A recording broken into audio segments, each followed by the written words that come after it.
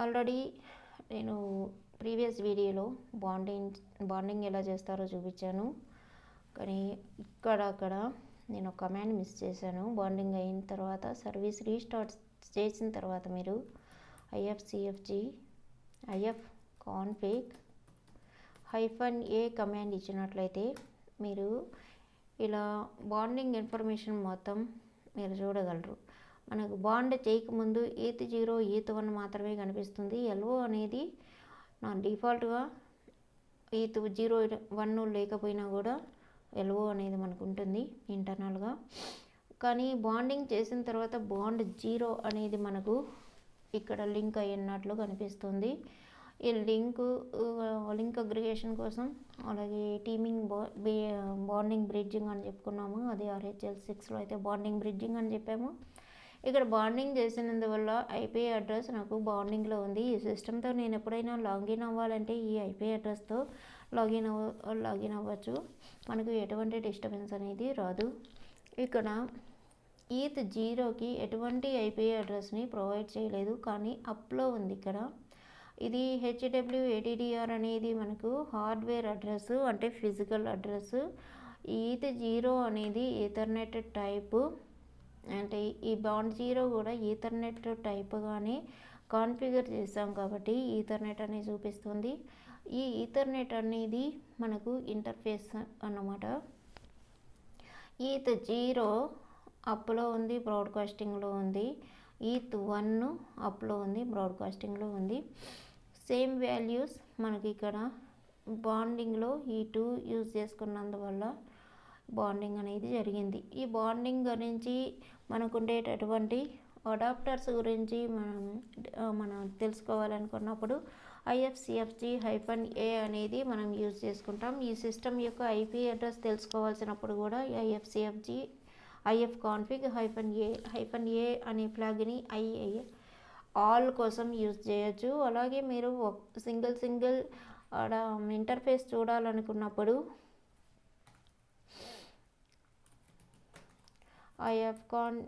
ifconfig కమాండ్లోని -a remove చేసి bond 0 అని ఇచ్చినప్పుడు బాండ్ 0 మాత్రమే మనకు కనిపిస్తుంది. సేమ్ కమాండ్లో బాండ్ 0 తీసేసి ETH0 అని ఇచ్చినప్పుడు ETH0 ఇన్ఫర్మేషన్ డిస్ప్లే అవుతుంది. ఇలాగే మనం ETH1 కూడా చూడొచ్చు.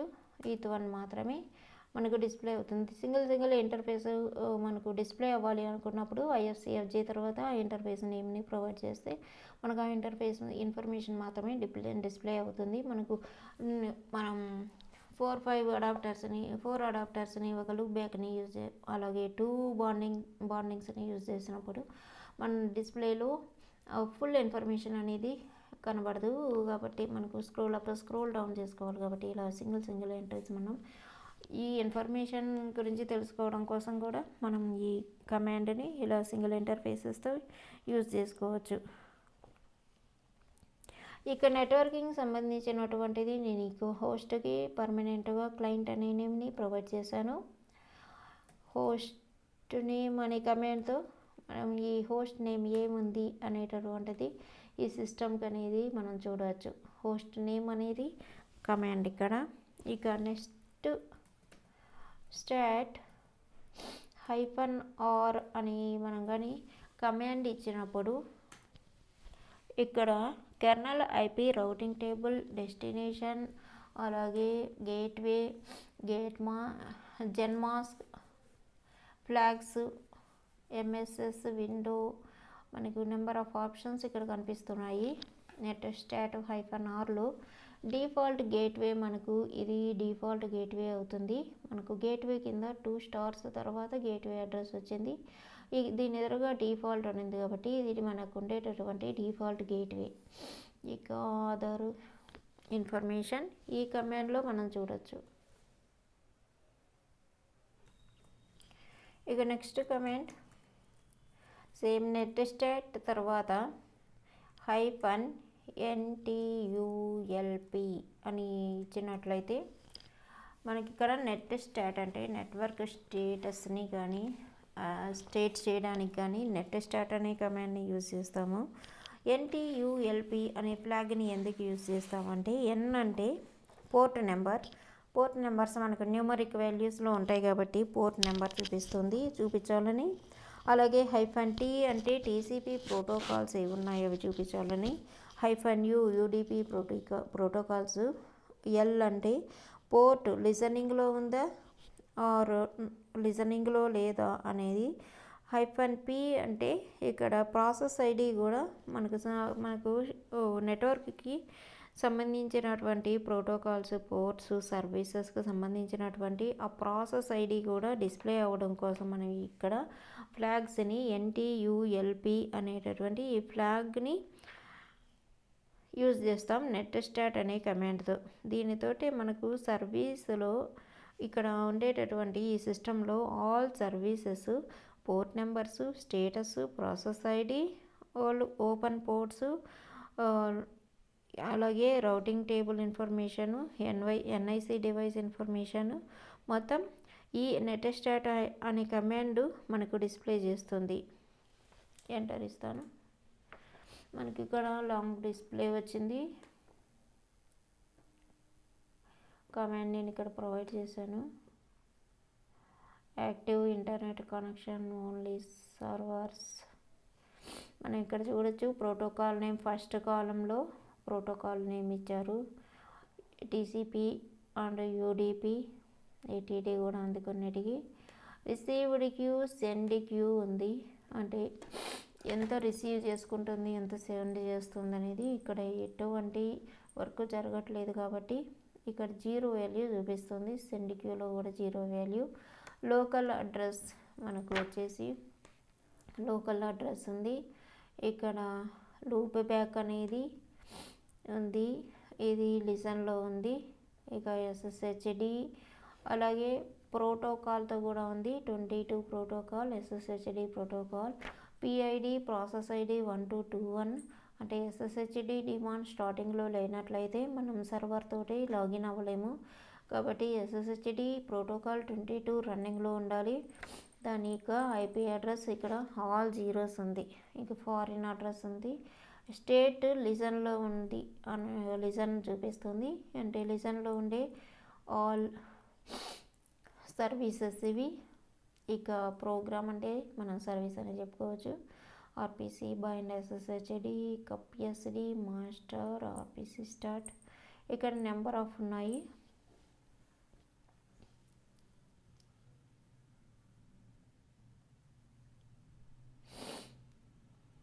మనకి ఇట్లా నెట్స్టాట్ -NTULP అనే కమాండ్తో మనం ఇది లిజన్ చేస్తుందా, ఏ సర్వీసెస్ని లిజన్ చేస్తుందని మనం చూడొచ్చు. ఇంకా next command LS ATC init.d. ఈ లొకేషన్లో మనకు ఉండేటటువంటి సిస్టంలో ఉండే సర్వీసెస్ కానీ సర్వీసెస్ని డిమాన్స్ అని కూడా పిలుస్తాము. సర్వీసెస్ కానీ డిమాన్స్ కానీ ఉండేటటువంటి RHEL6 సిస్టంలో ETC init.d అనే లొకేషన్లో మనకు ఉండే సర్వీసెస్ అన్నీ స్టోర్ అయ్యి ఉంటాయి. ఇక్కడ నెంబర్ ఆఫ్ సర్వీసెస్ మనకు ఉండే అవైలబుల్లో ఉండే సర్వీసెస్ ఇవన్నీ సర్వీస్ నేమ్స్ మీరు ఇక్కడ చూడొచ్చు. SSHD ఉంది, సిస్టాట్ అని ఉంది, అలాగే NFS నెట్వర్క్ అనే సర్వీస్ ఉంది. ఇక్కడ కాన్ఫిగరేషన్ ఫైళ్ళు నెట్వర్క్కి సంబంధించినటువంటి ఎటువంటి కాన్ఫిగరేషన్ ఫైల్ని మనం చేంజ్ చేసినా మాడిఫికేషన్ చేసినా నెట్వర్క్ అనే సర్వీస్ని రీస్టార్ట్ చేయాలి కంపల్సరీగా. అంటే ఇవన్నీ సర్వీస్ నేమ్స్. NTPD అనేది ఒక service. NFS log, NTP date అని ఇవన్నీ మనకు నెక్స్ట్ వీడియోస్లో నేను అప్లోడ్ చేస్తాను. NTPD అంటే ఏంటి, NTP సర్వర్ అంటే ఏంటి, ఇవన్నీ NFS అనేది మనకు లైనక్స్లో మెయిన్గా ఉండేటటువంటి చాప్టర్, వెరీ ఇంపార్టెంట్ చాప్టర్. ఇంకా సిస్టాట్ అనేటటువంటిది very important service. RPC bind RPCకి సంబంధించినటువంటి NFSలోనే వస్తాయి. ఇంకా AutoFS అనేటటువంటిది ఇది NFSకి సంబంధించింది. ఇవన్నీ సర్వీస్ నేమ్స్. IP టేబుల్స్ అనేది కూడా సర్వీస్, నెంబర్ ఆఫ్ సర్వీసెస్ మనం ఇక్కడ చూస్తున్నాం. ఎటువంటి ఈ సర్వీసెస్ అన్నీ మనకు మన సిస్టంలో ఉన్నాయి. నెక్స్ట్ సర్వీస్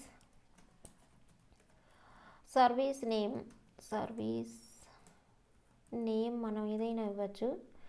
ఇక్కడ restart or start or stop or reload or status, ఇవన్నీ మనం ఇక్కడ సర్వీస్ అనే కమాండ్ తోటి సర్వీస్ నేమ్, ఇక్కడ ఉండేటటువంటి ఈ సర్వీసెస్లో మనకి ఏది అవసరమో అవన్నీ మనం ఇక్కడ క్రాన్ డి కూడా సర్వీస్ ఉంది. క్రాన్ డి వచ్చేసి క్రాన్ డి ఎట్డి అనేటటువంటివి షెడ్యూల్డ్ జాబ్స్కి సంబంధించినటువంటి డిమాండ్స్ కానీ సర్వీసెస్ అన్నీ ఎండింగ్ డీతో మ్యాక్సిమం కంప్లీట్ అయి ఉంటాయి. RHEL 6లో మీరు చూడొచ్చు. ఎట్డి, క్రాన్ డి, అలాగే SSHD, ఇంకా NTPD, అలా డిమాండ్స్ అన్నీ డీతో ఎండ్ అయి ఉంటాయి. మెయిన్గా ఈ సర్వీస్ నేమ్, ఈ సర్వీసెస్ అన్నీ మనం యూజ్ చేసుకోవచ్చు ఈ సర్వీస్ అనే కమాండ్తో. తర్వాత ఆ సర్వీస్ నేమ్ తర్వాత మనం రీస్టార్ట్ అయినా ఇవ్వచ్చు, స్టార్ట్ అయినా ఇవ్వచ్చు, స్టాప్ అయినా ఇవ్వచ్చు. స్టాప్ చేయాలనుకుంటే, రీలోడ్ చేయాలనుకుంటే రీలోడ్ చేయొచ్చు, స్టేటస్ చూడాలనుకుంటే స్టేటస్ చూడవచ్చు. నేను ఇప్పుడు SSHD స్టేటస్ చూడాలనుకుంటే ఇక్కడ సర్వీస్ నేమ్ వచ్చేసి SSHD స్టేటస్ అని ఇచ్చినట్లయితే SSHD రన్నింగ్లో ఉందా స్టాపింగ్లో ఉందా కనిపిస్తుంది. Open SSH demon process ID 1221 రన్నింగ్లో ఉన్నట్లు మనకి ఇక్కడ కనిపిస్తుంది. అదే మీరు వేరే నెట్వర్క్ కూడా యూజ్ చేసుకోవచ్చు. ఇక్కడ నెట్వర్క్ని ఇస్తాను, ఆల్రెడీ యూజ్ చేస్తున్నాం కాబట్టి. నెట్వర్క్ స్టేటస్ చూడాలి అన్నప్పుడు మనకి ఇట్లా కాన్ఫిగ్యూర్ డివైజెస్, మనకి ఇక్కడ డివైజెస్ కనిపిస్తున్నాయి. కరెంట్లీ యాక్టివ్ డివైజెస్ మనకు 4 యాక్టివ్ డివైజెస్ మనకు కనిపిస్తున్నాయి. ఇలా నెట్వర్క్ స్టేటస్ కనిపిస్తుంది. SSHD స్టేటస్ రన్నింగ్లో ఉన్నట్టు మనకి కనిపిస్తుంది. ఈ స్టేటస్ అనే కమాండ్ బదులు రీలోడ్, రీస్టార్ట్, స్టార్ట్, స్టాప్ మనం యూజ్ చేసుకోవచ్చు. ఇక next command nmap remote system IP అడ్రస్ని ప్రొవైడ్ చేసినట్లయితే, IP అడ్రస్ కానీ హోస్ట్ నేమ్ కానీ ప్రొవైడ్ చేసినట్లయితే మనకు నెట్ స్టార్ట్ కమాండ్ ఎలా యూజ్ అవుతుందో nmap కమాండ్ రిమోట్ సిస్టమ్ యొక్క సర్వీసెస్ని చూడడం కోసం nmap కమాండ్ని యూజ్ చేస్తాం. లోకల్ సిస్టమ్ కోసం అయితే నెట్ స్టార్ట్ యూజ్ చేయొచ్చు, రిమోట్ సిస్టమ్ కోసం అయితే nmap అనేది యూజ్ చేయాలి. nmap కమాండ్ యూజ్ చేసే ముందు ఒకసారి nmap అనే ప్యాకేజీని మనం ఇన్స్టాల్ చేసుకోవాలి. అప్పుడే nmap కమాండ్ వర్క్ అవుతుంది. రిమోట్ సిస్టమ్ యొక్క సర్వీసెస్ స్టేటస్ను కానీ స్టేటస్ ఇన్ఫర్మేషన్ కానీ చూడాలనుకున్నప్పుడు nmap remote system IP address కానీ హోస్ట్ నేమ్ కానీ మనం యూజ్ చేసుకోవచ్చు. ఇక DNS రిలేటెడ్ కమాండ్స్ కూడా కొన్ని ఉన్నాయి. అవి DNS వచ్చినప్పుడు మనం చూద్దాము.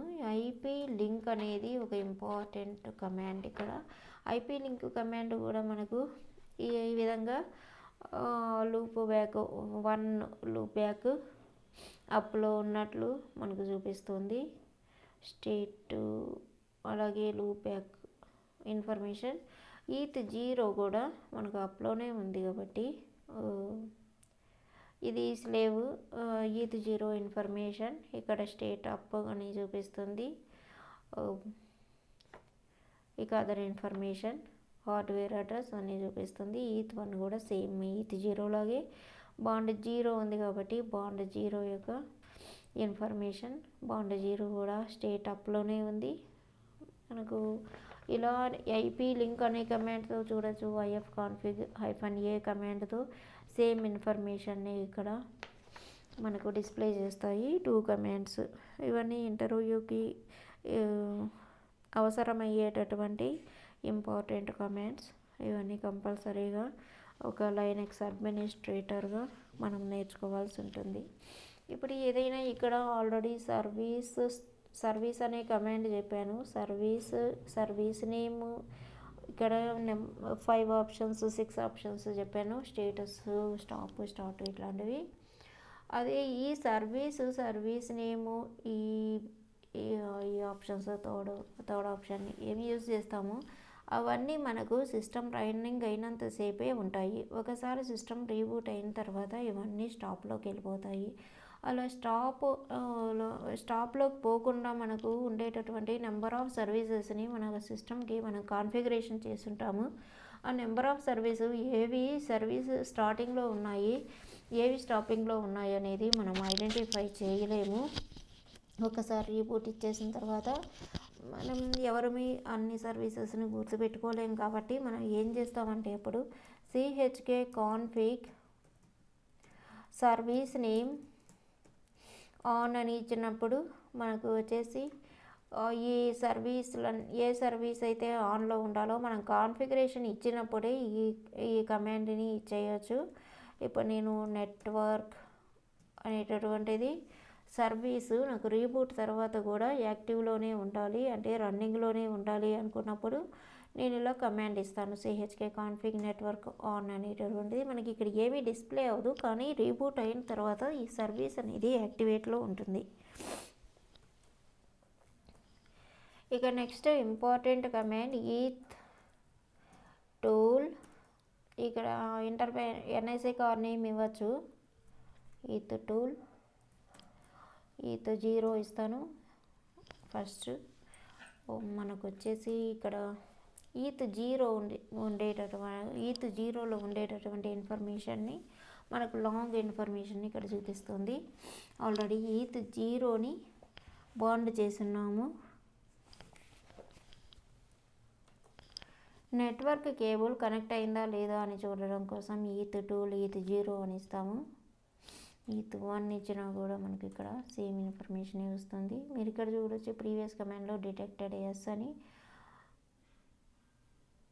లింక్ డిటెక్టెడ్ ఎస్ అని మీరు అదర్ ఇన్ఫర్మేషన్ కూడా ఉంది ఇక్కడ. డూప్లెక్స్ పోర్ట్, ఇంటర్నల్ ట్రాన్స్ రిసీవర్, ఇంటర్నల్ ఈ ఇన్ఫర్మేషన్ మొత్తం ఇచ్చింది.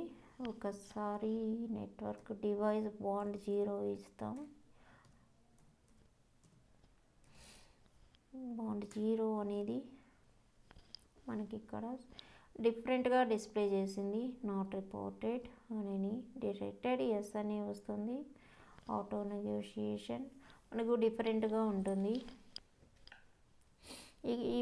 ఈత్ 1లో అయితే ఆన్లో ఉంది, ఎందుకంటే ఇవి ఫిజికల్ ఇంటర్ఫేసెస్. ఈత్ 0 ఈత్ 1 అనేవి. ఈ బాండ్ 0 అనేది వర్చువల్ కనెక్షన్, వర్చువల్ ఇంటర్ఫేస్ అది. కాబట్టి ఇక్కడ 2 ఇంటర్ఫేసెస్ని యాడ్ చేసాం కాబట్టి 2000 Mbps స్పీడ్ చూపిస్తుంది. మిగతావన్నీ కొన్ని నో అని చూపిస్తున్నాయి. డూప్లెక్స్ అనేది ఫుల్లో ఉంది.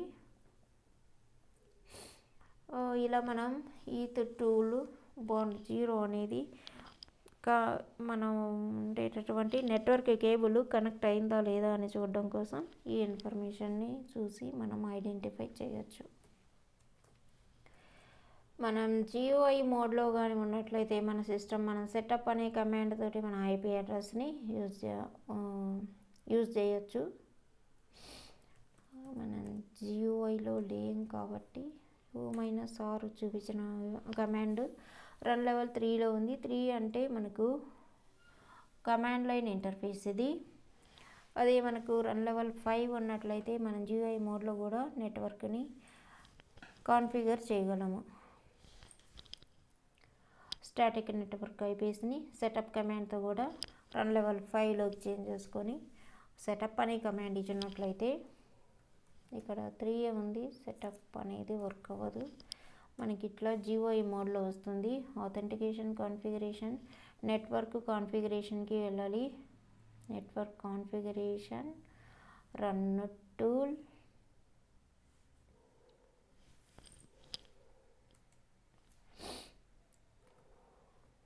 మనకి ఇదంతా కీబోర్డ్తోనే వర్క్ అవుతుంది. Device configuration, save and quit. ఇక్కడ GUI మోడ్లో లేదు కాబట్టి ఇది వర్క్ అవ్వట్లేదు. క్విట్ అయిపోతాను. ఈ సెటప్ అనే మోడల్ కన్నా మనం కమాండ్ లైన్ ఇంటర్ఫేస్లోనే ఎక్కువ వర్క్ చేస్తాము. సెటప్ అనే కమాండ్ది చాలా రేర్గా యూజ్ చేస్తూ ఉంటాయి కమాండ్స్. అందుకని మన కమాండ్స్, ఇంపార్టెంట్ కమాండ్స్ అన్నీ ఇక్కడ ఈ వీడియోలో చెప్పాను. ఇంకా కొన్ని ఇంపార్టెంట్ కమాండ్స్ ఉన్నాయి. అవి DNS, DHCP ఇలాంటి other network related work videos చేసినప్పుడు నేను ఆ ఇంపార్టెంట్ కమాండ్స్ అని కూడా మీకు చెప్తాను. మనకు ఇంటర్వ్యూలో వచ్చేసి how to check how many open ports are there in local system or remote system అని అడిగినప్పుడు మనం netStat-NTULP కమాండ్ లోకల్ సిస్టమ్ కోసం అయితే, అలాగే nmap remote system IP address అనే కమాండ్ యూజ్ చేస్తాము రిమోట్ సిస్టమ్కి అయితే అని మనం చెప్పవచ్చు. ఇక్కడ కొన్ని క్వశ్చన్స్ కన్ఫ్యూజన్గా ఉంటాయి, కానీ ఆన్సర్లు మాత్రం ఈజీగా మనకు తెలిసినవి ఉంటాయి, కానీ కష్టమవుతుంది మనకు చెప్పడానికి. కాబట్టి how many ports, open ports ఎలా చెక్ చేస్తారు అని అంటే netStat-NTULP కమాండ్తో చెక్ చేస్తాము అని చెప్పవచ్చు మనం. ఇది ఫ్రెండ్స్, ఈ వీడియో కానీ మీకు నచ్చినట్లయితే లైక్ ఇవ్వండి, షేర్ చేసుకోండి. అలాగే మీకు ఏదైనా క్వరీస్ ఉంటే కామెంట్ సెక్షన్లో ఇవ్వండి. కొత్తగా చూస్తున్న వాళ్ళైతే, ఇప్పటివరకు సబ్స్క్రైబ్ చేసుకునే వాళ్ళైతే సబ్స్క్రైబ్ చేసుకోండి. అలాగే బెల్ ఐకాన్ని ప్రెస్ చేయండి. మీకు ఫర్దర్ వీడియోస్ నేను అప్లోడ్ చేసినప్పుడు మీకు వస్తూ ఉంటాయి. Thank you.